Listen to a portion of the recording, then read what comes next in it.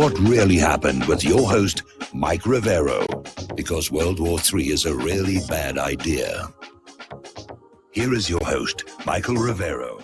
And aloha, America. Welcome to our show today. It is Wednesday, August 19th, 2020, middle of the weekday, hump day, starting that long, slow glide. You can't hear me? This was all working before. Can you hear me now? Yes. Okay, you can hear me now. All right. Anyway, welcome to our show. It's Wednesday, August 19th, 2020, and we've got a lot to talk about today.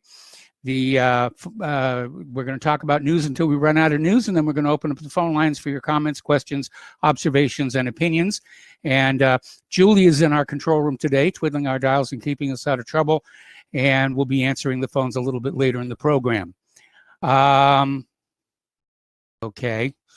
So anyway, the DNC convention, which continues tonight, is being brutally mocked online. There's this one article that came out of dailywire.com saying one of the worst things that's ever been on television. And former Democratic presidential candidate Marianne Williamson wrote, "I wanted to like it. I really did. I promise I did. But apparently it's not going across very well. It's coming across, like I said yesterday, it looks like a telethon. Fundraising telethon, and it lacks the excitement of a real convention. So hopefully the Republicans are studying what's going on, and they're going to make some last minute changes to their presentation next week, because so far this really isn't working. Anyway, as of last night, Biden was officially nominated as the Democratic candidate, and so he will be the 46th U.S. president potentially on November 3rd. Biden's nomination at the virtual Democratic National Convention might have been unconventional, but it went off without a hitch. He reached the required 1,991 votes at 10:20 p.m. Eastern Standard Time, when the delegation from his home state of Delaware cast all of its 32 votes for him. So Alexandria Ocasio-Cortez got just 60 seconds at the DNC, didn't mention Biden, but did second the nomination for Bernie Sanders. Now, that was pro forma because Bernie Sanders had enough delegates where he would be put into the nomination field. Alexandria praised his fight for social, economic, and human rights, but later on congratulated Joe Biden in a tweet. A lot of people were complaining that Alexandria Ocasio-Cortez actually got more time, or actually got less time, than some of the Republicans who were invited to speak at the Democratic convention here.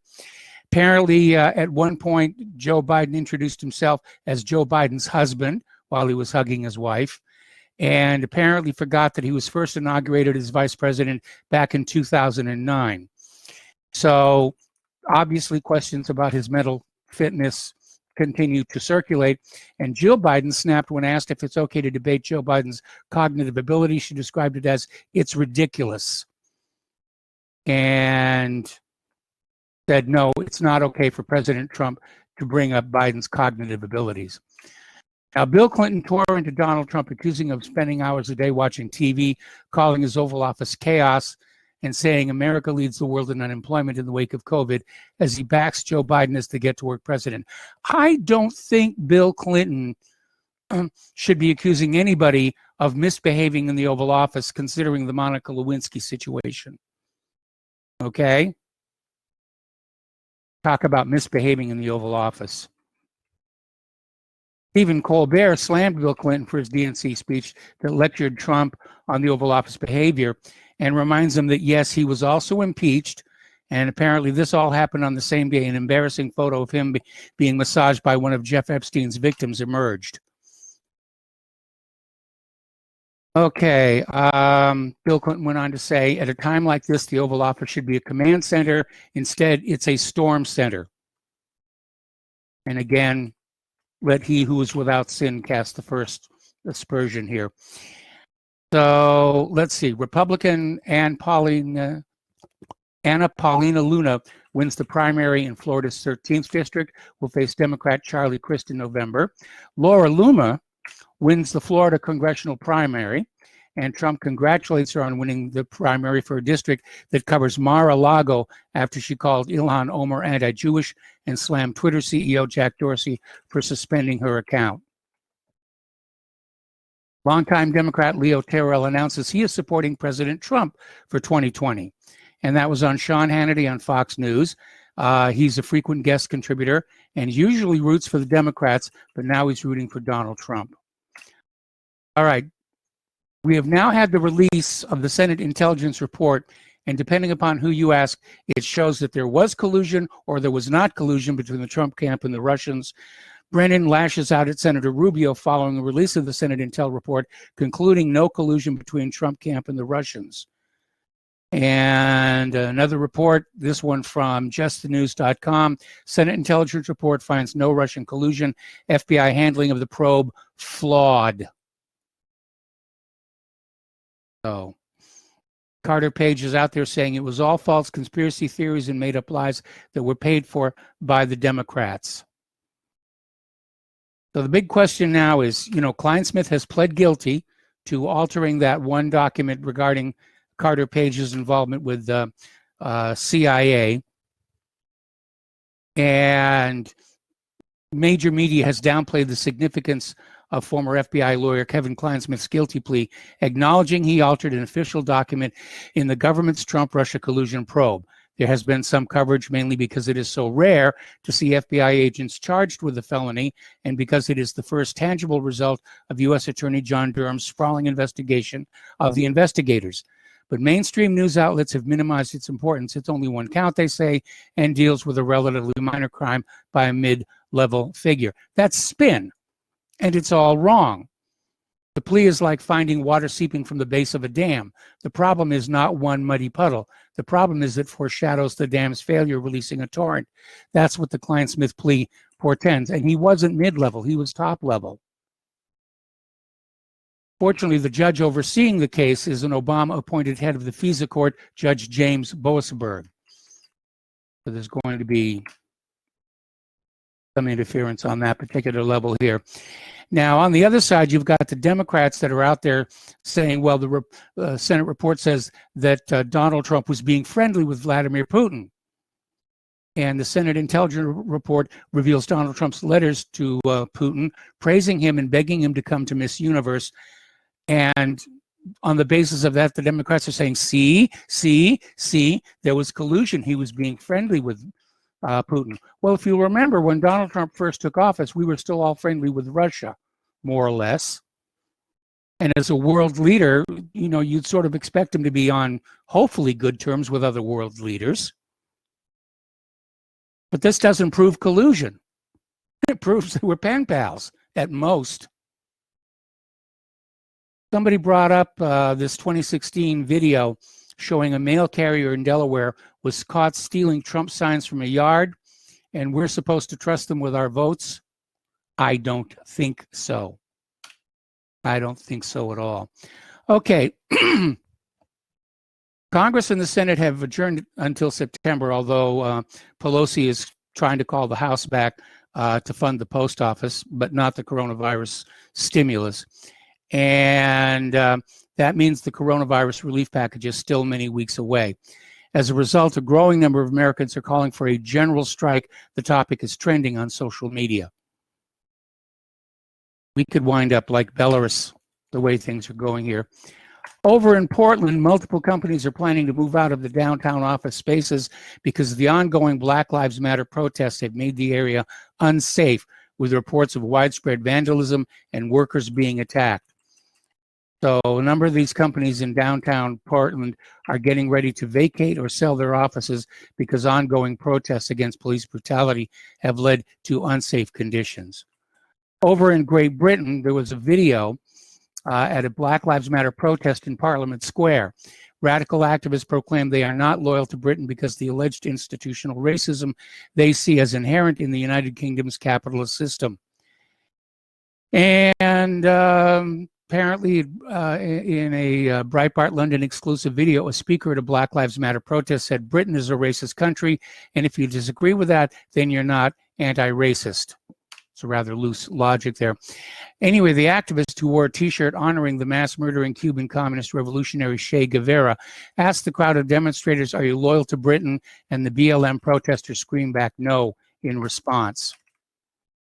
Things are getting really kind of scary out there. All righty, let's talk about the coronavirus, COVID-19. That's still out there. Apparently, a Soros-backed bioethicist says people who refuse a coronavirus vaccine should lose their job or be imprisoned. Getting very, very serious there. Experts, meanwhile, are suggesting medicating the water supply for lockdown compliance, probably lithium or something like that, or possibly more fluoride, which is a mild tranquilizer. But they basically want to drug your water so that you'll sit at home and not worry about coronavirus.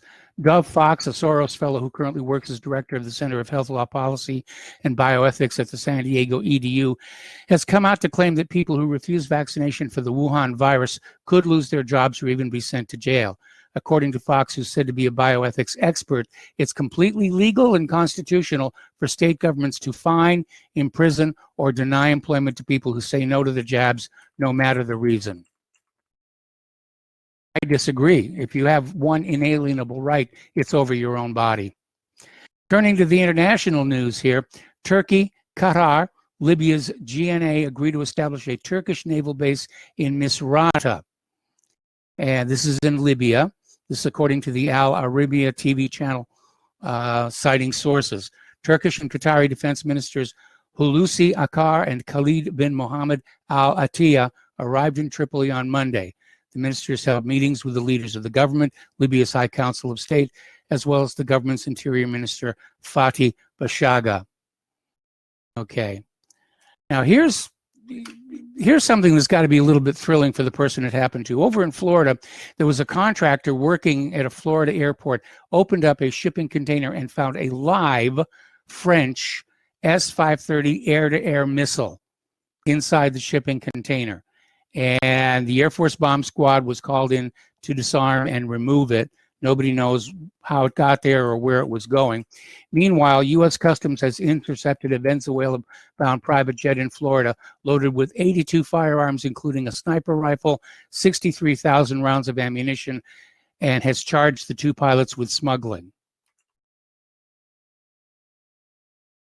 Over in Great Britain, the HMS Trent, Britain's $130 million warship, has had to basically duck out of the NATO's Operation Sea Guardian due to an unidentified defect.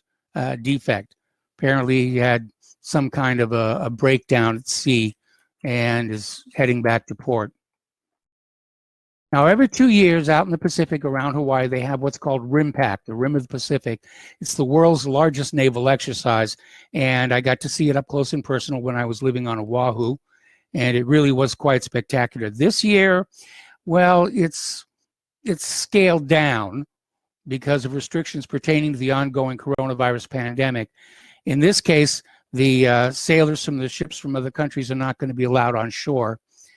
And it's around a third of the expected countries and a fifth of the usual personnel. So it really is kind of small, which is a shame. One of the fun things about RIMPAC was getting to see and meet all these people from other countries. They were floating around the tourist areas here. Over in Belarus, the president is saying no new elections until you kill him. I don't know if he's got a death wish or he's simply telegraphing the fact that he thinks he might be assassinated. Lukashenko is saying NATO is at the gates. Remember yesterday they were talking about a military exercise at the western border. Well, it looks like it's more than just an exercise. There are unconfirmed reports that Belarus embattled President Lukashenko is ordering troops deployed on the country's western border with full combat readiness.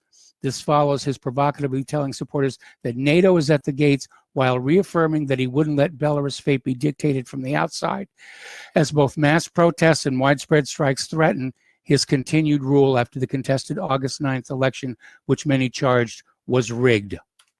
NATO troops are at our gates. Lithuania, Latvia, Poland, and Ukraine are ordering us to hold new elections, he told supporters.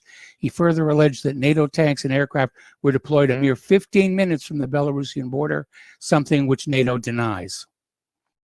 Down in Syria, a Russian general has been killed. 2 troops injured in a roadside blast. The incident is said to have taken place at Deir ez-Zor province, northeastern Syria. A Russian major general was killed and 2 troops were injured in Syria after vehicles they were traveling in were hit by an improvised explosive device. The blast is said to have taken place near the Al-Taim oil field, about 15 kilometers outside the city of Deir ez-Zor. All righty, now there is a local Arab uprising in northeastern Syria, which is serious enough where it might wipe out the U.S. forces and their Syrian Democratic Forces proxies out of the region. U.S. bases and personnel have been increasingly attacked by unidentified actors in Syria over the past several months. Political analyst Christopher Assad and U.S. military veteran Mark Sloboda have shed light on the trouble brewing for U.S. occupation forces in the northeastern Syrian provinces of al-Hasaka and Deir ez-Zor. In early August, the U.S. base in the town of Shadadi, my mistake, in al-Hasaka province, was shelled by unknown militants. At the end of May, a military convoy of U.S. troops and the Kurdish-dominated Syrian Democratic Forces were reportedly attacked by unidentified fighters in Deir ez-Zor. So it looks like things are still heating up there. Israel has launched a week-long bombing campaign in Gaza amid the ongoing war crimes investigation. Okay, apparently Monday night, Israeli fighter jets executed airstrikes on the besieged Gaza Strip for the 9th night in a row in an act that may be another on Israel's long list of possible war crimes. Israeli leaders characterized the actions as retaliatory, naming Gazan incendiary balloons and riots as justification. This is just the latest in what corporate media generally depicts as a protracted conflict between the militant group Hamas and Israel after months of calm. 5 Gazans have been killed in 2020. Israel has shot at farmers and fishermen hundreds of times. No Israelis have been killed. Now, here's an interesting story, and it's one that we need to pay attention to. There's this pro-Israel lobbyist in Scotland, Edward Sutherland, and he's got a teaching job at the Belmont Academy in Ayr. And it turns out that he was faking a series of anti-Semitic posts, and apparently has been faking anti-Semitism for years so that Israel supporters could say, see, there's anti-Semites out there and we need money and special protection. And it was all a fake. It was all a hoax. And this guy may lose his teaching job for this fake. I think it'd be a good idea. Okay, the United States Space Force is going to begin sharing valuable space situational awareness data with the United Kingdom as part of Operation Olympic Defender. Under a recently signed agreement, the Space Force will share its standardized astrodynamics algorithm library with Britain's Ministry of Defense. SAAL is a collection of Space Force's understandings of orbital physics and algorithms that helps the service predict the trajectories of objects on orbit or in orbit. Okay, on Friday, the United Nations Security Council rejected a U.S. draft resolution to indefinitely extend the UN arms embargo against Iran, which is set to expire in October. Israeli Prime Minister Benjamin Netanyahu called the decision scandalous, while senior U.S. Senator Lindsey Graham claimed it makes a major conflict with Iran much more likely. I noticed that Pompeo was getting ready to go back to the Security Council to extend the sanctions against Iran, and I don't think he's going to meet much success with that either. But the United States and Israel are already preparing for a scenario in which Russia sells advanced air defense systems such as the S-400 to Iran, including by conducting drills involving the destruction of advanced surface-to-air missile threats. And that will be a shooting war, no question about it here. Okay, let's talk about Shadowgate. Shadowgate is this documentary that it's been pulled down from Facebook. It's been pulled down from YouTube. It keeps getting reposted to YouTube. YouTube will pull it down again. It's up on YouTube. It's up on Band Video. We have linked to it to several platforms. Okay, we're going to take a break for commercials. More about Shadowgate when we come back. Welcome back to our show here, and a friendly reminder that Republic Broadcasting Network and WhatReallyHappened.com are always in the middle of a perpetual fundraising campaign here, and we do need your help to stay on the air doing what we're doing. We don't have any corporate angels or philanthropists who are piling huge amounts of money all over us. usually with requests that we lie to you. So the postal address where you can send a check, money order, or if you prefer anonymity cash, is Republic Broadcasting Network, 2251 Double Creek Drive, number 302, Round Rock, Texas, 78664. The phone number where you can make a credit or debit card donation is 800-724-2719, extension 3. The network thanks you. All right, so we're getting on back to Shadowgate.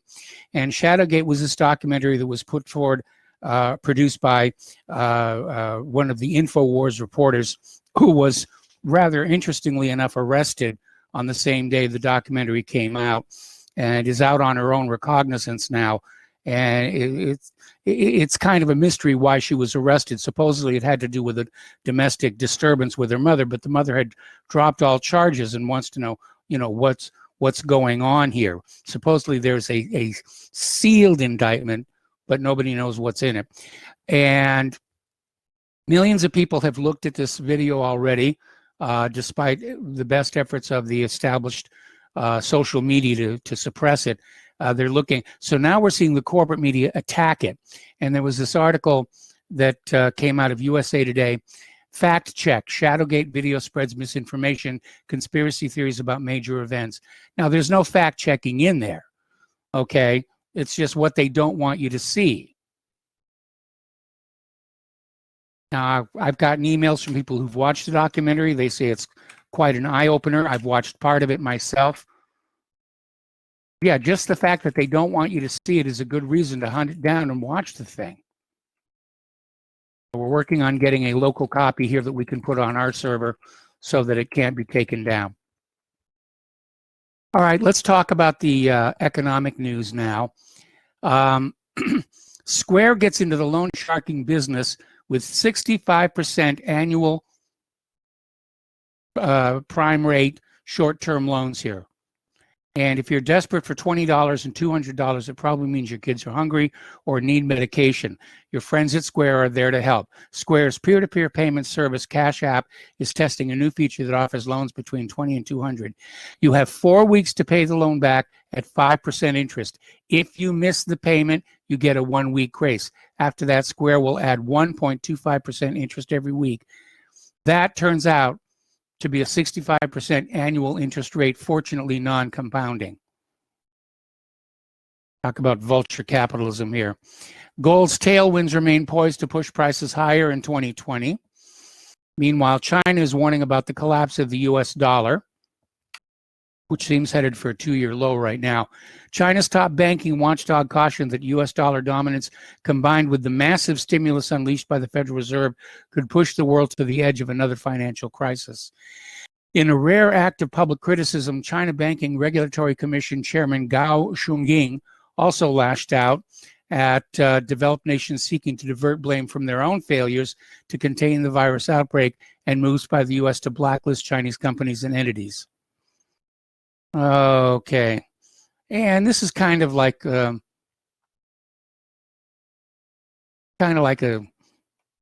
sad moment, I guess you could say. After some 50 million miles, the first of British Airways' remaining 747s will be taken out of service. It's leaving Heathrow Airport for Spain, where it will be scrapped. It's kind of the end of an era then. And apparently they're saying this is because of the coronavirus pandemic. They can't keep these jets filled up. And so they're going to speed up the scrapping of its 31-strong 747 fleet. And the first of the last remaining jumbos to be retired was pictured taking off from Heathrow Airport today on its final journey. It flew empty to Spain, where it will be scrapped. Now, it is the end of an era. It really is here. Okay, over in Switzerland, in the town of Olten, they had a rather weird snowstorm hit. It was a snowstorm of cocoa powder, and apparently a malfunction of the ventilation system at a Lindt chocolate factory, combined with strong winds, left cocoa nibs scattered around the factory vicinity. So the Swiss town was covered in chocolate after a malfunction at the Lindt factory. Well, Switzerland chocolate kind of goes together here. Okay, we're going to open the phone lines now, 800-313-9443, 800-313-9443. And everything the left touches, it ruins. Now add science. This is very weird. Okay, the left's attacks are on objectivity, the most essential value in science, the very thing that makes science possible. The left has declared objectivity, which it puts in quotation marks, a characteristic of white supremacy. So if you are objective, you are a white supremacist. That really is getting very silly. It's also very dangerous. Got to take a break for commercial. Join us on the air. We'll be right back. Welcome back to our show here, and the phone lines are loading up, and we're going to start with Jim in Illinois. Hello, Jim. Welcome to the show. What's on your mind? Michael, before I get to my question, you mentioned that yesterday on Sean Hannity program, someone endorsed Trump. Who was that person? Oh, I can't recall off the top of my head. I'm sorry. Okay, and this is a constitutional question. If something was to happen to Joe Biden, let's say he passed away between now and November, who would be the nominee for the Democrats? Well, I presume under the law of succession, I mean, if he still won the election on November 3rd, then automatically Kamala Harris would become president. Okay, but let's say he died before November 3rd.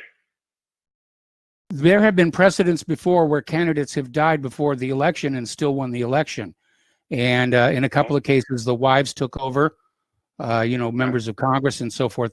I guess it probably would throw the Democrats into a little bit of chaos. A big time, unless they decided to put Bernie in there or Hillary. Oh, heaven forbid.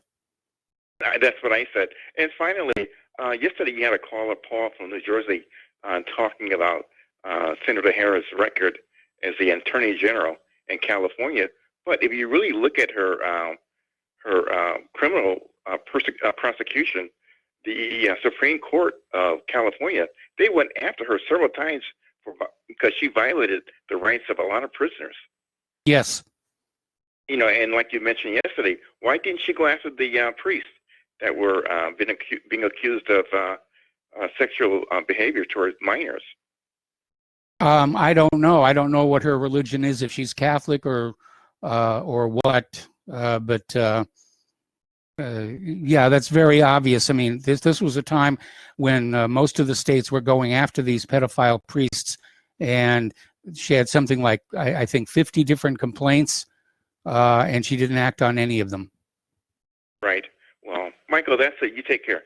All right, thanks an awful lot. We're going to switch over to Al in Canada. Hello, Al. Welcome to the show. What's on your mind? Hi, Mike. How are you? Fine. Good. Yeah, you were. I hadn't seen you for a few days, so I was just curious. When you were talking about that Shadowgate, the fact that they're stuffing there that the establishment doesn't want you to see. As soon as you said that, it reminded me of you remember that mosque shooting, that Christchurch? Yes. They actually made it illegal to watch it. Yes. Well, that made me want to watch it even more. And I don't know whether you talked about this. I can't remember, but the reason why they didn't want people to watch it is because they could see the truth, that it was a hoax. Yes. And even a friend of mine believed it because of, when he got into his car and he drove off and he ran over that woman that he had gunned down. I said to my friend, I said, yeah, but what you don't notice is that car didn't go bumpity bump bump like it was going over like bones and stuff. It was nice and smooth, like it was a wax figure. Yeah. So this Shadowgate, I'm on USA Today, and they actually say that it's filled with false claims and insinuations, centering on the notion that a cabal of federal contractors is using advanced data collection techniques to engineer global events and orchestrate a coup against President Trump. That's what happened. Yes, that's exactly what happened. That's exactly what happened. With false claims and insinuations. I mean, you can't make this stuff up, as you always say. You cannot make this up. No, That's you exactly can't. what they did. Yeah. My God. You can almost smell the panic over there at USA Today. Yeah. I often wonder who writes this rubbish, and it's just absolute rubbish. My favorite thing is what they'll do is they'll take something that Donald Trump has said, like a 5-minute, maybe out of a 5-minute video or 10 or even, like an hour, whatever it is. And they take something that he said at one point in time, and then they, after about 10 minutes, they'll piece it together with something else he said at another point in time, totally unrelated, and piece it together to make it seem like, that, what was it? As far as, this pandemic, it is what it is. That's not what he said. That's not what he said at all. No. Like he can say some really silly things sometimes, like he speaks to God and stuff like that. Yeah. Anybody that thinks they speak to God and they get an answer should seriously go seek medical help. Yeah, seriously. If you talk to God, that's prayer. If God talks back, that's schizophrenia. Oh yeah, or worse. Maybe something worse, right? Anyway, that's all I have, Mike. I appreciate your time. All right. Well, thank you very much for the phone call. We're going to switch over to Mark in North Carolina. Hello, Mark. Welcome to the show. What's on your mind? Hey, how you doing, Mike? I'm doing good. I hope you're okay. I noticed you weren't there for a couple of days. So anyway, hope everything's all right. Hey, Mike, listen, I got a proposal. I mean, this is tongue-in-cheek, but we have to have a change in the Constitution. But all this fuss now about, I see Pompeo open this big fat face and mouth about Lukashenko over there in Belarus. Well, I got a proposal. Make a trade, like you do in sports. Let's make a trade. I'm willing to throw in Trump, Pence, Biden, and Harris for Lukashenko. We make him our president, and they can do what they want with those four. Okay, since they don't like Lukashenko anymore. Lukashenko's the only one in Eastern Europe after the fall of the Soviet Union that kept this country mostly socialist and didn't let the predators come in from around the world, bringing their form of predatory capitalism into the country and ruin the countries. They just about did to Russia and Ukraine and other countries. And on top of that, with all this COVID nonsense, he said he told them he told the rest of the world where to go. And he said, just drive your tractors and drink vodka, and you'll be fine. And I noticed with all the demonstrations and riots and whatever was going on there, neither the pro or anti-Lukashenko demonstrators are wearing masks. You here and there, but for the most part, no. Most people aren't there. And it seems to me that, and this is something nobody wants to seem to report, is that they had very low amounts of COVID-19 over in, if they had any at all, in Belarus. Of course, the cases don't mean anything if there's no sickness to go with it, So, I mean, I take Lukashenko right now, be our president for a while. He may be kind of a dictator, but he doesn't seem to be all that bad. And his police are no more brutal than ours. I see they're not shooting directly into the crowds or nothing like that. They are beating a few people, but what do you think goes on in this country too, right? So yes, that's my thing. I know it's tongue in cheek, but really, they don't want him. They don't want him over there. Give him to us, and we'll give you the 4 clowns that are running for president here in the United States. And again, I will have to vote for Trump only because the alternative is unacceptable. So, hi, that's it, Mike. Thanks. I hope you're okay. All right. Well, thanks an awful lot for the phone call here. The phone lines are open, 800-313-9443. That's 800-313-9443. Now, over at Albion College, which is located in Albion, Michigan, they were getting ready to try a new experiment where students would be required to download a phone application that tracks their location and private health data at all times in an attempt to protect them from COVID-19. This provoked a serious backlash, and as of right now, the program is basically on hold. But at one point, they were saying it was going to be mandatory, and they wanted to create what they called a COVID-19 bubble on campus. and to stay within the school's 4.5-mile perimeter for the entire semester. If a student leaves the campus, the app would notify the administration and the student would be suspended. That has been put on hold now.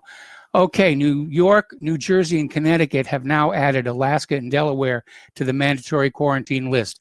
If you are coming from Alaska to or Delaware to those 3 states, you will have to go through a mandatory quarantine. By the way, we put up this article here that was sent in to us earlier today. Apparently over in Uganda, they're using hydroxychloroquine and erythromycin, I can't even pronounce it, and zinc. And apparently they're getting a huge success in terms of dealing with coronavirus. Anyway, let's see. NASA is very, very concerned because there's a growing weak spot in Earth's magnetic field that could split in 2. Now, this would cause a real problem in that, first of all, the magnetic field shields Earth from deadly solar radiation. Second of all, compasses would start to misbehave, especially around the area of the split. And, you know, compasses are sort of considered the most basic navigation tool. But if compasses start acting funny, I mean, yes, there's GPS and it's various competitors out there now. But it's going to cause some issues here. Let's see. Okay. All righty. Now, California has confirmed their first case of plague in 5 years. California health officials have reported that a resident of South Lake Tahoe has tested positive for plague, marking the first such case in the state in half a decade. The individual is recovering at home. It is believed that the person was infected by a flea while walking their dog, El Dorado County's Health and Human Services Agency said in a statement. The individual is being treated by medical professionals but did not require hospitalization. An investigation into the matter is still ongoing. Boy, California can't catch a break. Got the plague now, got those fires. The uncommon but potentially lethal bacterial disease is usually transmitted by fleas found on infected squirrels and other rodents in the world. Plague can be treated with antibiotics if detected at an early stage. The state has gone for several years without a confirmed case of plague. The last instance in 2015 involved 2 people who contracted the disease at Yosemite National Park. Both individuals made a full recovery. All righty. Microsoft is ending support of Internet Explorer. It's been around for 25 years, and in 2021, the support for Internet Explorer will basically disappear, and I guess they're going to move forward with Edge. Elon Musk hails SpaceX Raptor engine as it breaks pressure chamber record without exploding, bringing Starship rocket one step closer to Mars. This is a new milestone, and good for Elon Musk. And we're going to go back to the phones here to Mark in New York. Hello, Mark. Welcome to the show. What's on your mind? Hey, Mike. Good to talk to you once again. Thank you. You still sound getting better all the time. I had 2 That's issues. what the doctors tell me. Dealing with. I didn't quite hear you, but I'll continue. I said that's what the doctors tell me. Yes, and I concur with your doctors. But going forward, one thing, I was having a little barbecue this weekend, trying to get some people over. I had one friend just scared to go out. He lives in an apartment. He says one woman has this lung ailment now for 4 months from COVID. And I said, I think she may not be telling you the whole secret. And then he didn't want to come over because he's afraid to leave. He's afraid of getting people sick. I said, well, you don't have to touch the doorway. You don't have to use the elevator when you leave your place. You could just wear the mask the whole time. You shouldn't be so, I don't think you should be that scared, just to get out of the house. But then he also had this shingles theory saying that, like chickenpox, maybe down in a couple of decades later, you may come down with some shingles or something from chickenpox. And he says, with this COVID thing, the virus, and you may get something like that. You don't know what's going to happen in the future. So I just think have you heard any talk about that? No, not at all. And I think he's succumbing to the fear.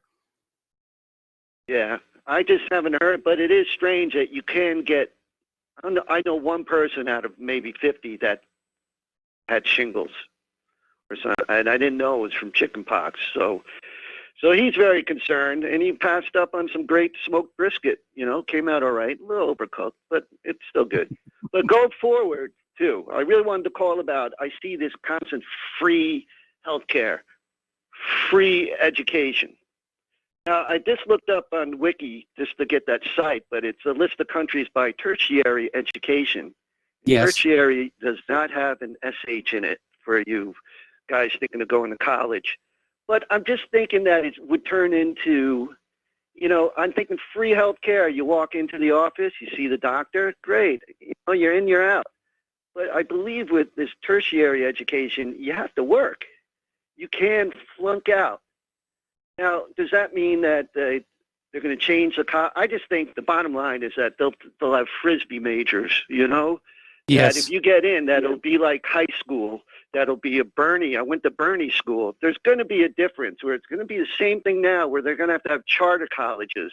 Or if you go to a certain like SUNY, New York, and so, that's where the daycare for all these kids in the city that didn't they got to move them out. They got to make the money, keep the machine going. It's going to ruin it. Because anybody that wants an education now, people see it. They're going to make sure you can get it, whether it's a skill, a trade, or something. If you're smart, you can get. They're going to give it to you. You might have to get stuck with a loan, but if you're, but it might kick you in the butt to get out of school faster and work real hard. But if this free education, the other idea that I got was, okay, when you flunk out, then they're going to start saying, well, that was kind of my stipend. Okay, so people start going to college, bottom line, and flunk out after one semester. Have a party, be all cool with it, get down with, have fun, and then flunk out, and then start complaining. There'll be a movement saying, well, that was my money. I'm a taxpayer. I should get that and be able to put it towards something else. Or something. I could see that happening, But first of all, it'd just be a party down school, and they just get slapped with a piece of paper and still have the same kind of problems that they have now. All right. Well, Mark, we got to let you go and take a break from commercials. We got more callers waiting on the line. We'll be right back. Welcome back to our show here. We're going to go right back to the phones to Joe in Tennessee. Hello, Joe. Welcome to the show. What's on your mind today? Hey, Mike, I just want to speak to Attorney General Barr and President Trump, because it's very obvious to me that the FBI and the federal government is in bed with Antifa. I mean, and I'm just curious if this is part of the split government, the government that's kind of, against Trump. But, I was a 9/11 truth activist. And as an activist with the 9/11 truth, we were always peaceful. We had flags. We never blocked traffic. We never pulled people out of cars. But, we had people try to infiltrate our group. I had an attempted entrapment done against me by a man named Paul Gleddy. He wrote a book. He didn't put me in the book, but he, that's what he did. He tried to get me involved in some black protest. He organized a rally in Orlando. You can Google that. FBI informant arranges racist rally in Orlando. We went to protest. We'd have guys on the roof with sniper rifles trained on us, and we were peaceful. But you see, there's a difference, because we were trying to expose crimes from the U.S. government, whereas Antifa, they're violent. They're beating people in the streets. 60 days of this, tearing apart buildings. There's no police on the roof with guns, sniper rifles trained at them. There's probably informants, but they're probably telling Antifa what to do, because it's obviously a government operation. Mm-hmm. So if it is a government operation, Mr. Barr and Mr. Trump, is this part of the spin-off government? Are you in charge? I mean, what is going on here? I mean, it's very, very obvious to anybody thinking American, especially like I said, I have like a lot of experience being part of an activist group that was peaceful and more about getting information of criminal acts by the government into the American people's hands. So I know exactly what you're capable of doing and what your tools of doing it to protests are, and how you can infiltrate, and how you can smear, and how you can, like I said, have people arrested and falsely accused. I remember a lot of the hardcore right, which are very politically incorrect and the government doesn't like, they'll get some semi-retarded member to tell them to pack a car full of explosives. I mean, they've been known to do these kind of things all the time. But, for some reason, Antifa and Black Lives Matter, that these things don't happen to them. You know why? Because they're sanctioned by the government. They are being run by the government. They're being funded by the government. They're being funded by you, Mr. Trump, Mr. Law and Order, and Mr. Barr. They're being funded by you, Mr. Trump. And I've been a big Trump supporter, but this stuff better end. I know you're getting political mileage out of it, Mr. Trump, and maybe you figure, let them burn down cities. It'll help you get the vote out here in red country. But I'm telling you, I'm disgusted by it. And the other thing I'm disgusted about, Mr. Trump, is that you're really starting to come out that everybody calls you a racist. You are a racist. You're an anti-white racist, Mr. Trump. You go around giving money to black colleges. Black colleges, huh? Throwing money at them. Prison reform so you can get the black vote. How many of your supporters really are for prison reform? Okay, well, Joe, on the street. Joe, thank you very much for the phone call and for your opinions here, but we're going to have to take a break here for station identification. Back with more phone calls after these few words. And aloha, America. Welcome back to our show, hour number 2. The phone lines are open, 800-313-9443. And we're going to go back to the phones to Lance in Farm Country. Hello, Lance. Welcome to the show. What's on your mind? Yeah, I'd actually like to talk about ivermectin. Now, it just recently, I'm sorry, I'm just a little nervous here. Just give me a, ivermectin, on August 7th through Sky Australia, they've been running studies with ivermectin. Now, this Professor Thomas Berodi has been running trials in Africa with ivermectin. Now, as a farmer, I'm very familiar with ivermectin. I've been using it probably for 20 years now on my livestock. And I'll get back to the study. Now, the study and trials have shown basically that corona is a very simple to kill, that they're getting, it has a few, with the drug itself, they're getting a 100% kill rate on the virus. And it's a great article to watch on the Sky News on August 7th. And I checked into this guy's study, and it's amazing what he's coming through with. What they did is in Africa, they ran trials where they treated half the people in the neighborhoods, half the blocks, with ivermectin. Anyone that was treated with ivermectin never got corona, but in the other half block, they did get corona. No one in the injected ivermectin block ever got corona in this trial. And then on his more close study cases, of course, when he's using the actual ivermectin on the virus, they're getting they said it was depleting by 500 count in a 48-hour time zone. What that means is it basically kills the virus. And his conclusion was that it is a very easy one, a simple one to kill with ivermectin. And also a Dr. Tack Allens is running trials in Bangladesh and getting a 98% success rate with ivermectin on 500 patients that they've been doing for the last couple months. And he noted that in the 2% that they didn't get success with, that they were suffering from comorbidities. So it's interesting that virtually he said that and these trials are still going on, and there's more trials of ivermectin going on in Mexico and South America and Costa Rica that are showing a lot of promise too.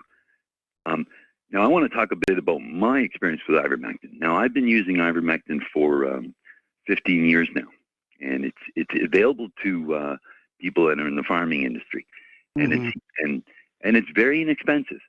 You can buy ivermectin in a gel form, liquid form, for $12 for a tube, and it could treat about 1,000 pounds worth of livestock. So virtually you get 20 applications out of one tube for your livestock, and it treats parasites and other elements. Parasites, any kind of skin disease, rashes, eradicates them. It's amazing.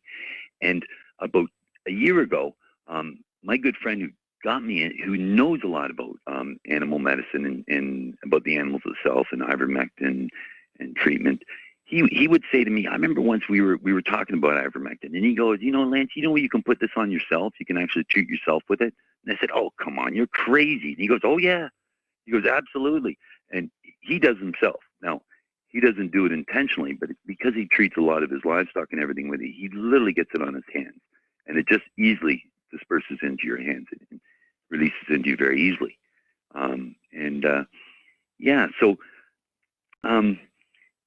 Can't remember the short and long of it. I've probably spent too much time here, but I'm absolutely convinced that this ivermectin is something to look at, and I think everyone should check it out. And being experienced around it for 15 years, I'm quite familiar with it, and I run an organic farm here. I don't touch any kind of chemicals or compounds or anything. I don't even take any pharmaceutical drug myself, but I would definitely put this ivermectin. And I've actually had, a year ago, I had a skin irritation on my pig that was so bad, it was some kind of mites, that I believe I got it in my scalp. Now, I went to the doctor. I want to speak faster, but I went to the doctor many times to tell them, look, how can you get rid of this thing? I said, is it scabies or whatever? And they said, no, it's not. We don't know what it is. It's some kind of, they said, just try this shampoo and all this and that. Never went away. Anyways, I went with my friend's advice. He said, and I actually just put ivermectin over top on the skin condition. Now, this skin condition had been going on for years, actually, and it disappeared, went away. And also the skin condition on my pig, which looked like the same one on my head, went away when I treated the pig. Anyways, of course, I wouldn't suggest you using this animal ivermectin on humans, but I have. Okay, I hear. That's all I wanted to. I'm sorry? I said I understand what you're saying. Yes. So ultimately what I want to say is, me and my friend who talked about, we've actually just talked about this ivermectin thing because I just discovered this a few days ago. And him being a farmer and distributes his product to his animals and livestock, he's actually said himself, he believes that, of course, he's not going to get corona because he's so immersed with his ivermectin. And he's convinced that it would kill the virus because he's even convinced it would kill the virus. Absolutely. So I guess that's it. Sorry. Yeah.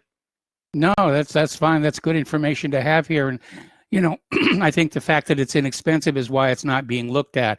The big pharmaceutical industry. And I noticed, by the way, the pharmaceutical industry is running all these puff pieces now on TV about, how great the pharmaceutical industries are and how we're going to save you and everything. But it's all about profit. It's all about, coming up with a new product that they can have market exclusivity on and monopolize the sales.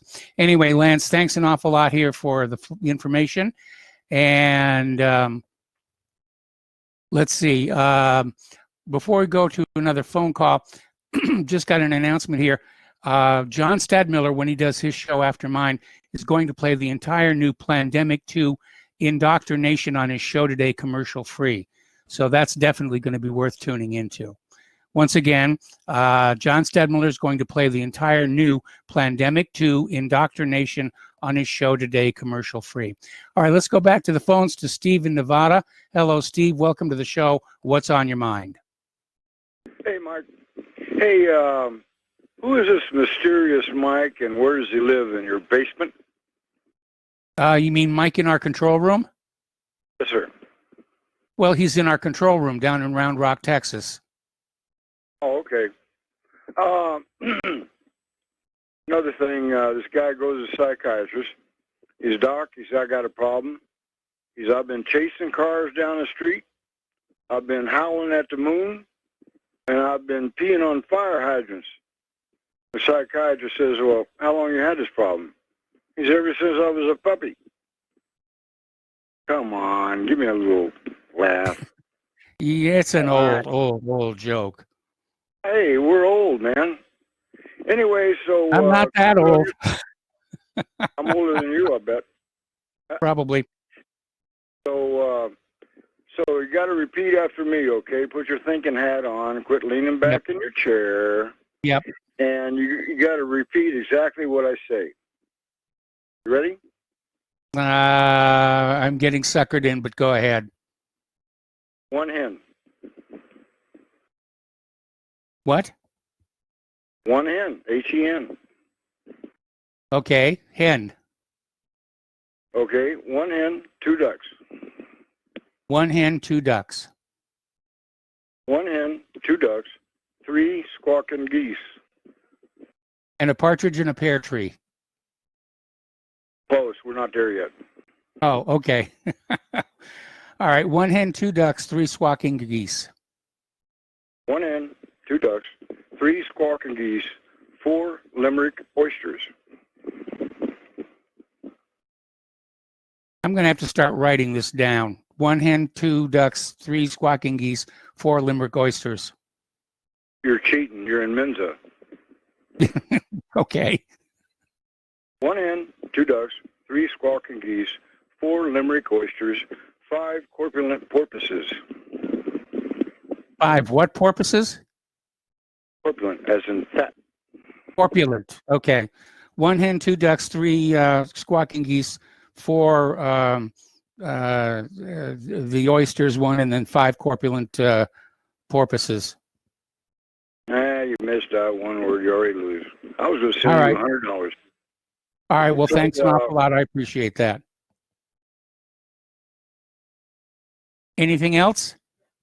Three squawking geese, four Limerick oysters, five corpulent porpoises, six pair of very rare Dr. Barry's tweezers. Well, you definitely would have lost me on that one without writing it down. 7,000 Macedonians in full battle array. 8 brass monkeys from the ancient sacred crypts of Egypt. 9 apathetic, sympathetic, diabetic old men on roller skates who have a marked propensity to amoricity.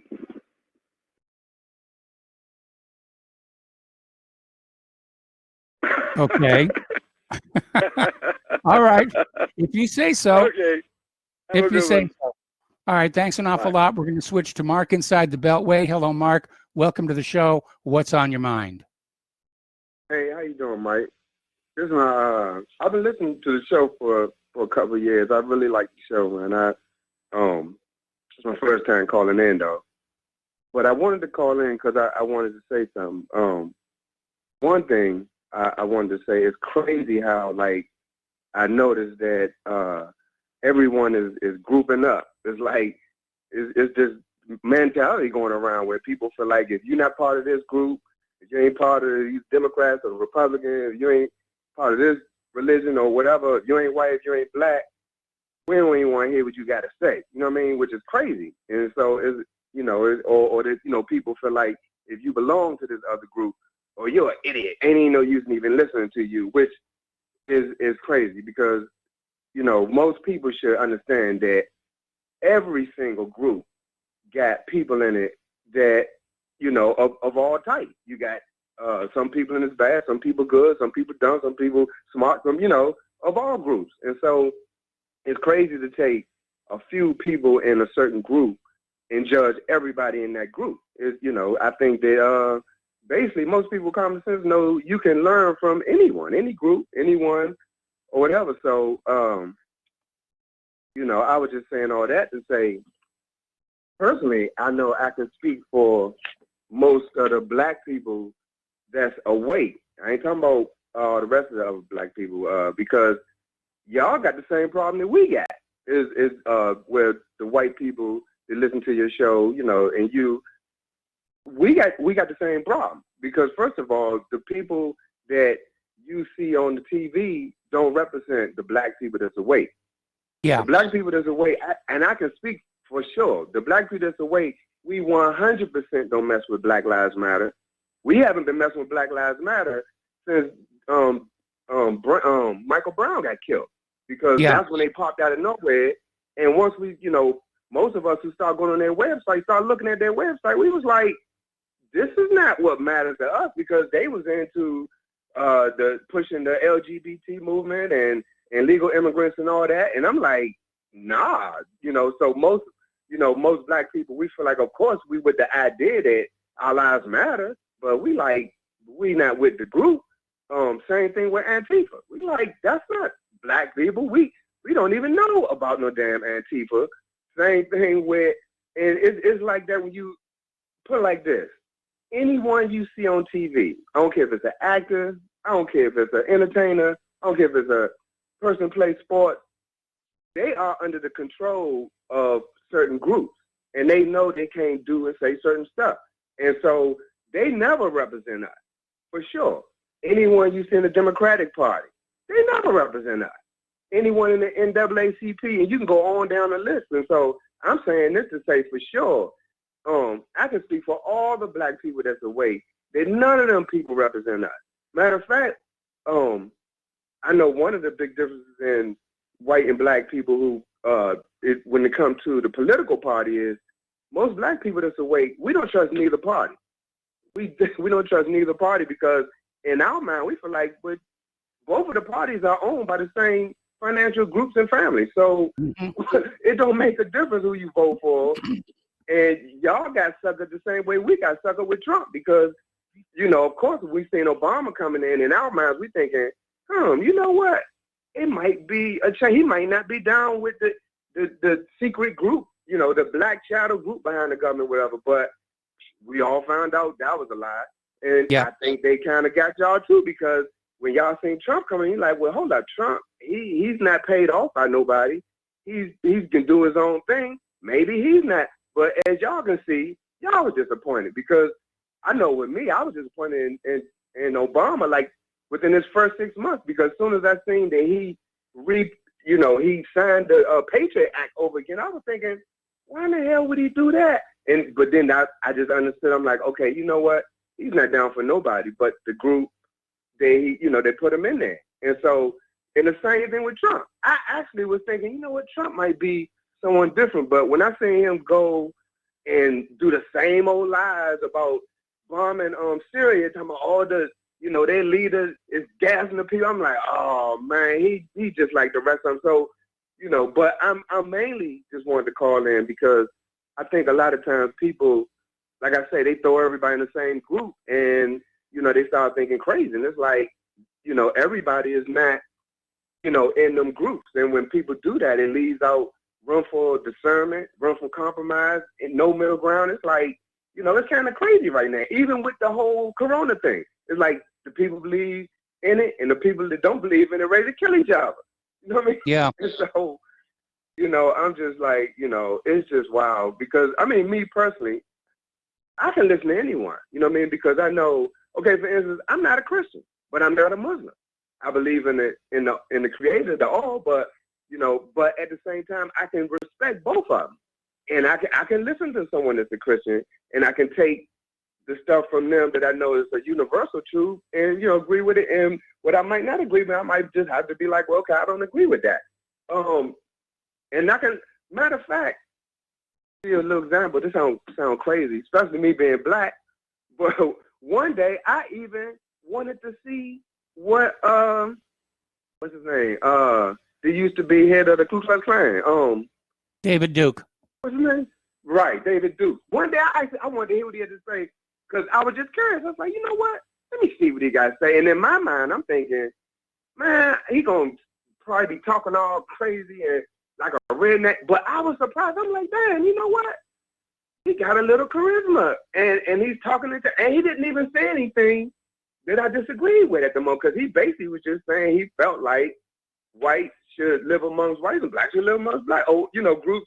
And I was like, I don't kind of disagree with that, you know what I mean? But I'm just saying that to say, I know some people who will be like, I'm not even going to listen to this person. I don't want to hear nothing he got to say. You know what I mean? I heard people say that like about Farrakhan. I'm like, Farrakhan, I might not agree with Farrakhan when it comes to the Islam belief system, but a lot of other stuff he might say, I'm like, damn, you know what? That's true or whatever. So I'm just like, but I know some people will feel like, nah, hell no, I would never listen to no Farrakhan, blah, blah, blah. And I'm like, why? You know what I mean? Have you ever listened? Have you ever read anything he said? You know anything? You know what I mean? So I'm just saying all that to say, people got to kind of like use more common sense and look at the whole situation, not just be pumped up by the media, because the TV got everybody at odds. You know what I mean? People pulling down statues, changing names.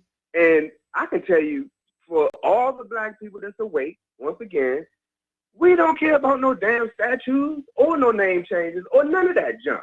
You know what I mean? Like, issues that really matter to us is issues that has affected the black community, like mass incarceration. Bill Clinton and them passed back in the day, and Biden was right behind pushing that, and hundreds and thousands of black men been locked up since the 90s and the early 90s and late 80s behind all that. So stuff like that, I'm like, let them out of jail. You know what I mean? Because that's why to us, like the hey, Mark, I gotta let you go. Slap in the face. Mark, I gotta let you go. We got a commercial break. We'll be right back.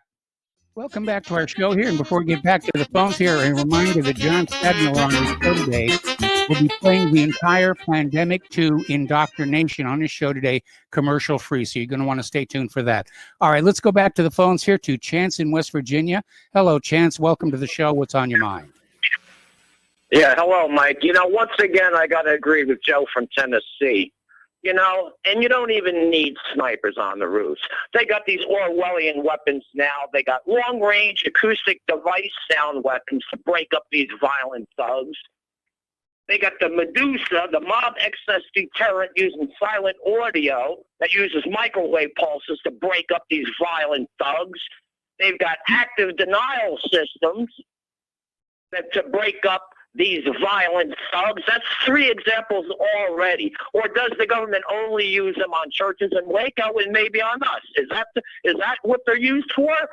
That seems to be the case here. I mean, they've developed these systems to deal with rioting, and yet they're not being used. Well, that's why Joe hit the nail on the head from Tennessee. Nobody seems to be addressing this. They just sit back and say, rah, rah, Trump, and meanwhile cities burn to the ground and people die. And this president, what is he talking about? Campaigning. Constitution Party in 2020 to break this death grip around Americans' neck. I just mentioned 3 crowd control weapons that will put a stop to this crap immediately. And what does the president do? He's busy criticizing a demented Alzheimer-addled brain Biden. This is a game they're putting us through. This is a game and people can't see it. Constitution Party in 2020, that'll bring this country back to normal. That's all I got to say, Mike. Thank you. All right, thank you very much. We're going to switch over to David in Boston.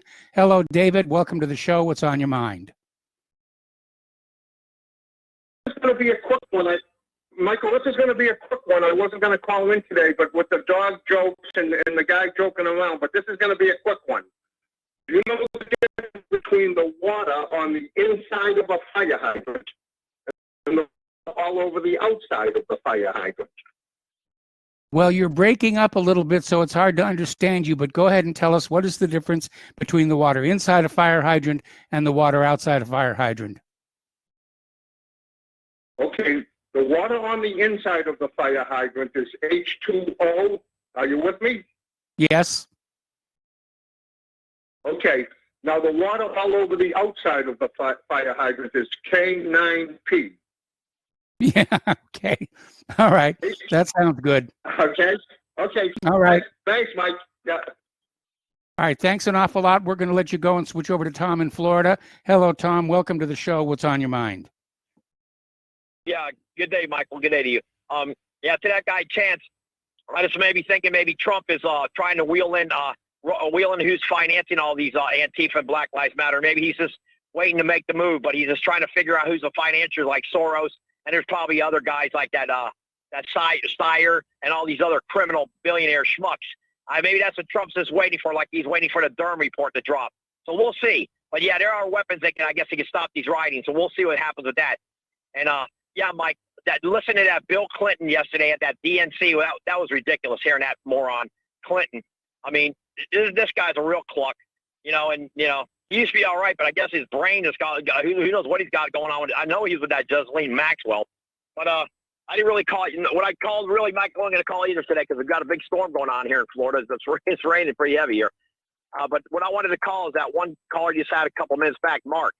And I wish Mark would do me a favor, and everybody, I wish he would watch that documentary, Uncle Tom, and then call your show back and just discuss Uncle Tom, because Larry Elder, Candace Owens really put that together excellently. And I want him to know that the Democrats have been in charge of the Ku Klux Klan. The Democrats are the main reason Mark needs to realize what's going on in the black community is in 1964 with Lyndon Johnson, they took the fathers away from the mothers and the kids and the black community.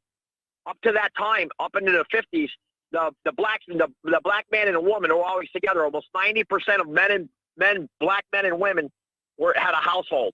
After the civil rights, look at how many women didn't have men, Mike. And you know that story, don't you? Yes. Could you explain that to your audience for a minute, so I want to hear what you have to say about taking the father out of the household in the black community. I'd like to hear what you have to say for like 30 seconds. Part of it had to do with freeing up the black men to be available for the draft in Vietnam. That was a big part of it.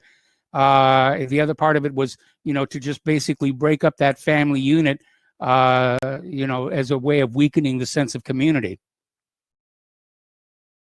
Absolutely. And that was very prevalent, for the last, 40, 50 years. It's been very prevalent. Most of these black women don't have a husband. Good, over a majority. And you can see that. Look what's going on in Chicago right now, Mike. They have to keep the drawbridges up at night so they don't have looting going on in there. Yeah. I mean, it's unbelievable. And you got this Linda Sarsour, like George Soros, and you got this Linda Sarsour, Muslim, speaking at the DNC. They only gave Ignacio Cortez a minute, and she's going for Bernie Sanders. Mike, you saw that? Yep.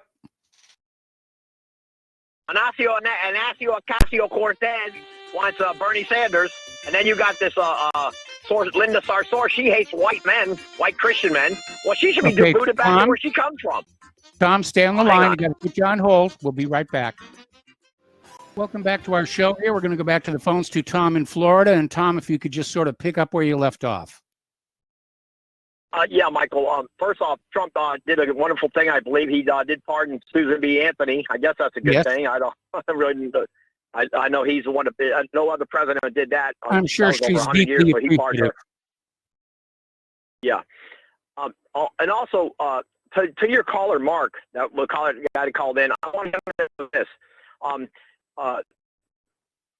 Ben Carson and Herman Cain were considered Uncle Toms in Afro-American community. I wonder why, because let me tell you, Herman Cain, people don't notice, but that guy was actually a very brilliant man. He was very, very intelligent. He was, he was working with the Navy for rocketry. Did you know that, Michael? Yes. Herman Cain was very intelligent guy. He went back and got his master's degree. I mean, it was a wonderful story. Also, same with Ben Carson. This guy was a brain surgeon. I mean, he's at a HUD now. I mean, I really believe, Mike, if this guy Mark I believe if 20 million Afro-Americans got a hold of that documentary, Uncle Tom. Yes. I think Trump he'd get probably 50% of the black vote for sure. Well, and let me ask you, Mike, seriously, if Donald Trump grabs 25% of the black vote, what do you think will happen in this election? If it's possible. It's hard to say. I think it's certainly possible that Trump will get 25% of the black vote, mostly because I think the black population is being alienated by the Democrats' support for Antifa and Black Lives Matter. But as far as how this election is going to turn out, I don't know, because the wild card is the vote rigging and that vote by mail stuff. And so it's in an honest, fair election, I think Trump would win a second term.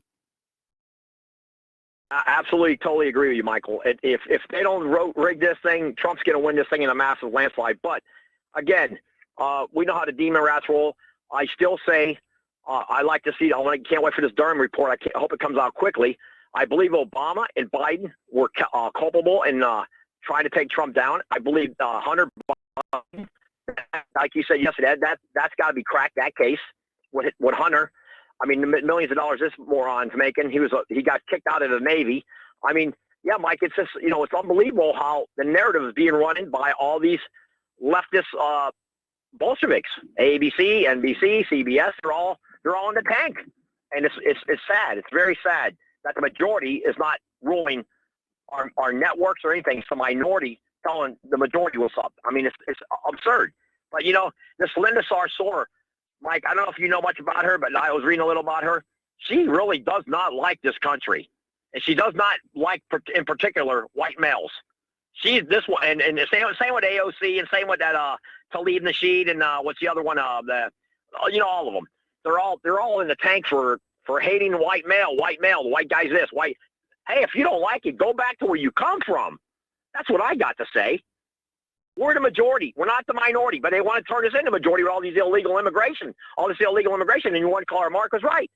How are the illegal immigrants helping the black community in this country, Mike? For the life of me, I have no idea what's going on with this nonsense. How? Well, it's the same thing that we saw in South Africa and Zimbabwe. Well, you know what? I did do a research, Mike, on this. There's more white Anglos living in mobile homes than any other ethnic group. Not even blacks live in mobile homes more than white people. The white Anglos in this country, in the United States, which is the majority, are living in mobile homes where these minority groups are living in apartments and Section 8 housing. It's unbelievable. How can that be? How's that possible? That doesn't add up to me. You got Americans, white Americans who've probably been in this country for 150, 200, 300 years, and a lot of them are living in mobile homes. Same with the Afro-Americans, too.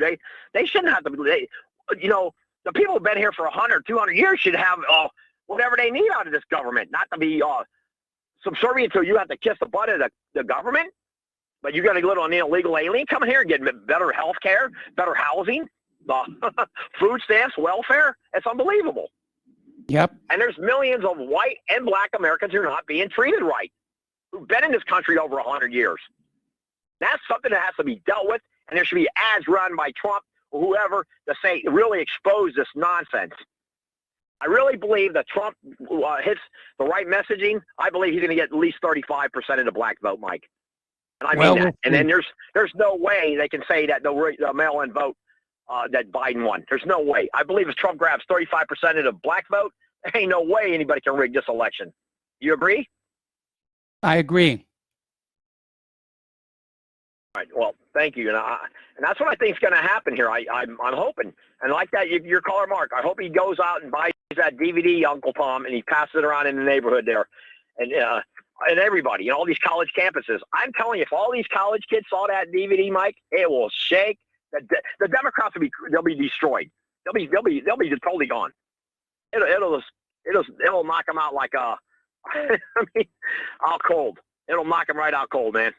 And they'll be on the mat for 10 minutes trying to wake up. So let me tell you, because Uncle Tom is very powerful, Mike. It really is. It's that powerful to me. When I watched it, I'm like, wow. And in the narrative of, hey, let's get the real truth out to the American public. No matter at what cost, we got to get this resolved. And it's got to be taken out to the American public. Yeah, I understand a lot of guys calling in a vote and they're not Trumpers and all that. What a fine. But I'm telling you, he's a lot better than bumbling Biden. That buffoonery of Biden would be catastrophic for this country. Catastrophic, Mike. And I believe you know that. Yes. So that's basically all I got to say today. I hope you have a couple of good callers call in. I like to hear Miles and Kevin again. They got some wonderful points. So we'll see. Well, Miles is got other callers. He's Okay. caller after next was Miles. Okay. So thanks a lot for the phone call. I hope that one lady calls in. She's wonderful. I can't remember. She's from Florida. I can't remember. She's wonderful. I hope she calls in. All right. Thanks, Mike. All right. Thanks an awful lot. We're going to switch over to Paul in Missouri. Hello, Paul. Welcome to the show. What's on your mind? Yeah, I'd like to ask the people some questions about this pandemic. If the government and the news had never told you there was a pandemic, if the state and federal governments had never shut the economy down, never forced businesses to close, never mandated masks and social distancing, would you even know there's a pandemic if you weren't being told there was one? I don't No, see I people wouldn't. dropping dead on the streets. I mean, there may be some kung flu going around or some bug, but it's by no means a pandemic. We've been had. Yes, we absolutely have. I hope the American people will ask themselves these questions, question what they're seeing out here in reality instead of just absorbing what they're being told and going with it. Believe your own eyes, what you see with your own eyes. Okay, well, thank you very much for the phone call. We're going to switch over to Miles in Maine. Hello, Miles. Welcome to the show. What's on your mind? Aloha, Michael. Yeah, Chance made a few good points here, but I think what Chance needs to make himself aware of is these weapons he's talking about thrashing around out here are unproven. They're untested. And we don't know exactly what all they'll do, except they'll bring some type of harm. We don't know how drastic that can be. So I'd just like to warn Chance about that before we get out here and get Trump in trouble doing something that may perhaps be more damaging than anything that could be done right now at this point. We've got people pushing back, and that's a good thing. We're waking people up. So I think that's a good thing. And regarding the black kid that called in, I thought he made some good points, Yes, and he did. I share those sentiments. I think everybody should get to talk. I think everybody deserves to be listened to. When you're done listening, if you say that guy's crazy, okay, well, that's your opinion, and that's all right. But I think, well, why wouldn't we talk to people? Why wouldn't we listen to people? Let's hear it. You got a better idea than me, or the next guy's got a better idea than him. Let's give that a try. Why should we ever cut down communication? We do that. We're just cutting ourselves down. We're the ones missing out because you never know the value of what might be being said. And when it comes to Mark, in North Carolina, I like Mark. Mark makes a lot of good calls, but you gotta understand, Mark is with a socialist background. Mark, he wanted to support Bernie Sanders. Now he wants this other socialist from another country. But I think Mark is not watching history, because if he was, he'd realize that there's not a socialist country that's ever been successful in this world, ever. And Mark, they're not too bad. They beat people up about. Well, that's not what it's about. What about property ownership? What about your Fourth Amendment?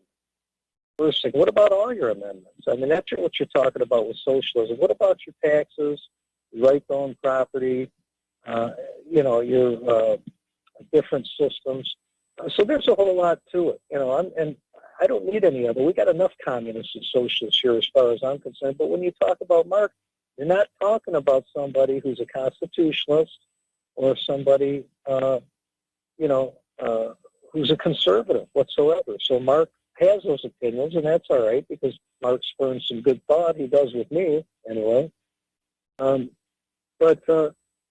think we just got to be measured with these things. Joe had another good call. Of course, Tom is always on fire. He's always ready to go and got enough in the tank.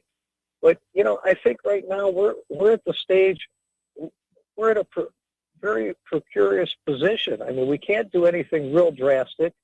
And we've got to watch what we're doing. We've got to observe the whole pulse of society right now. And I agree with Tom. I talk to blacks all the time, and I can see Trump getting 35%. I mean, I saw a guy the other day with a "Make America Great" bumper sticker in his pickup truck, and he had like 3 or 4 kids in it, all I'd say under 11. His kids and him. And he had a "Make America Great" on his pickup truck. And I just think they highly underestimate Trump. And just for Mark, I'm not going to say everything Trump does is great. Trump does some good things. When he does some things that aren't good, I'm going to tell you they're not good unless I think they're good. He's made some big mistakes, as we all know. But I think he's done some good things. If I'm not mistaken, didn't he get one of those funds that are doing all this funding, one of the Soros organizations or something? Wasn't he successful at getting one of them on the list where they were now no longer unable to donate in the manner that they did? It doesn't ring a bell, unfortunately. You could be right, I believe he did, Mike. Okay. Yeah, I believe there was one of them there where he was successful in stopping one of those organizations. But some of these questions too that need to be answered are being by a non-responsive Supreme Court. And I mean, are you going to blame Trump for that? You know, I mean, they make a lot of these kooky decisions. I mean, they should, if in my opinion, they should already have stepped in about this mail-in voting, because I think it clearly defines in the Constitution how you're supposed to vote. Yes. And so why are we asking these same questions that we already have the answers to? You know, it's like you said, Michael, you said this, I've heard you say this several times. Another 9/11 investigation, and is to do what with it? I'm sorry, I was distracted You know, momentarily, but I said I've heard you say this several times. We're going to have another 9/11 investigation, and that's supposed to do what? it just gives them an opportunity to repolish the lies. Exactly. And I think it's so clear now. I mean, this is turning in, you know, it took people, I'd say decades anyway, to believe John F. Kennedy wasn't killed in the fashion that he was. And I think it's been a lot less time, and people are not believing 9/11. They're just not believing it in this day and age. No, they're not. And they're not believing. They're cranking up a whole bunch of propaganda for 9/11 that nobody's going to watch. Exactly. And they're, you know, and the same thing, they're not believing this media. They're shutting this media down left and right. I just wish RBN and some of the independents could be the benefactor of that, because that's where the faith and the discernment should be. But and hopefully we'll get there. But Michael, thanks for another great show. It's always good to hear you. I hope you're keeping up your health, and be well, my friend. All right. Well, thanks an awful lot. And we're going to switch over to Mark in Florida. Hello, Mark. Welcome to the show. What's on your mind? Thanks for letting me in, Michael. I just wanted to comment on the people that want Trump or the federal government to do anything for them locally. The federal government does not belong in your state, in your county, in your city. Mm-hmm. People there need to learn how to elect competent people and not retards, liars, thieves, crooks, and criminals. If they let the rioters go wild, get rid of the government, they let them go wild. And don't go calling in someone else that's going to stick you in Katrina or stick you in 9/11 or stick you in any other false flags. If you want slavery, call Uncle Sam and he'll be glad to put his boot on your neck. But people, you've got to learn to pay attention and elect competent people. And it's that simple, Michael. A building will burn down, whatever the problem is, when they kick in your door, whoever it is, if you don't have your defenses ready, you're going to get taken. Don't call in somebody else that's going to come in and not only maybe stop the riots, but they'll also start throwing all kinds of rules and regulations and things on you to make your life impossible to live. Yes. It's got to keep it local. And that's what I got to say, Mike. Thanks. All right. Thank you. We're going to switch over to Douglas in Tennessee. Hello, Douglas. Welcome to the show. What's on your mind? I had a comment about the welfare reform yes. from probably the 60s. I've heard a couple people call in and talk about how they they removed the fathers from the home. And that may have been the result, but I'm pretty sure how the legislation went down was it said if there was an able-bodied male father in the home, then he had to get a job or there'd be no benefits. Now, I hear people representing it as if they told families that the father couldn't be in the home anymore. Well, that may have been the result, but there was a choice. You could have got a job, but he could have gone to work. I mean, that's kind of the way the laws are written, probably in my state and probably in most states. If there's an able-bodied person, you can get benefits for a short period of time, but then you have to go to work. You have to go get a job and start earning for your family. And I'm pretty sure that's what the legislation said in the 60s. I've heard a few people call in and say that it removes. I remember that now. No. And that probably why we have that situation the other caller alluded to of so many husbandless, fatherless households. Yeah, the result has been catastrophic in the black community. And but that's not exactly the way it was represented by some of the callers. It didn't say that. It said you got to get a job. Douglas, And I got to let you go. Douglas, I got to Sure, let you go. thanks. Sorry. Commercial break. Back with the last segment of our program after these few words. And welcome back to our show here. And we're going to go back to the phones to Ken in New York. Hello, Ken. Welcome to the show. What's on your mind? Thank you, Mike. Since Ben Carson was raised, was there any explanation given as to why he was put into HUD rather than in a medical capacity in the administration?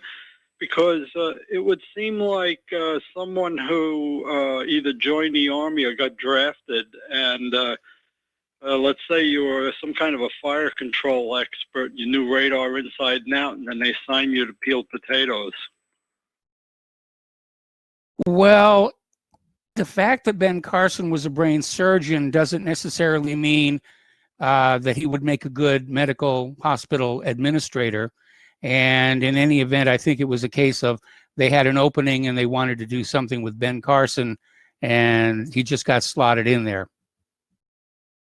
Yeah, it does seem to be rather unlikely and far away from what he should have been.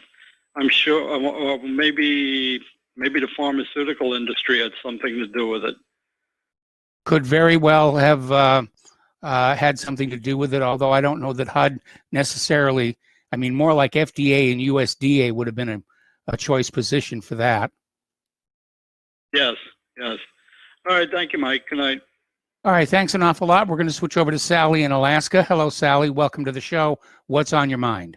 Hi, Mike. I just wanted to clear up that thing that I've only heard it talk about the pressure that was put on black families to be fatherless if they had to leave. Well, when I was going to college in Kentucky, down Appalachia, deep in, they were being told that if they had somebody that was able-bodied, that they either had to work or leave the household. And so that went across black and white.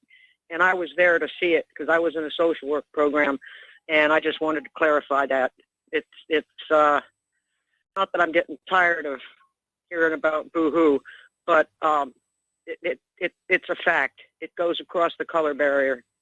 Mm-hmm. So just want to clear that up. Thanks. I've enjoyed this. You have a good day and say hi to Claire. All right, I certainly will. Thank you very much. Okay, we're coming up here on the end of the show, and of course, we're getting ready for day number 3 of the Democratic National Convention, and supposedly Hillary Clinton will be speaking tonight, and so I'm probably going to go watch reruns of Shark Week or something instead here. Donald Trump is on TV announcing that the U.S. intends to restore sanctions on Iran, and he's not going to be happy until we get a war going. And if he thinks a war is going to help his reelection chances, I don't think so. I think the American people are sick and tired of war, and they're really ready for this country to go back to being more of a peaceful place, and not just internationally, but in our streets as well. That one caller had a valid point. We have all these area denial weapons, the microwave weapons, the sound weapons. You know, why are they not being used in places like Portland? Important question there. There's the music. Time for me to get on out of here. Remember, John Stadmiller is going to be running this Plandemic 2 indoctrination on his show today, commercial free. So you want to stay tuned for that. Spread the word of Republic Broadcasting. Spread the word of whatreallyhappened.com. Please donate. We'll see you tomorrow. Aloha, America.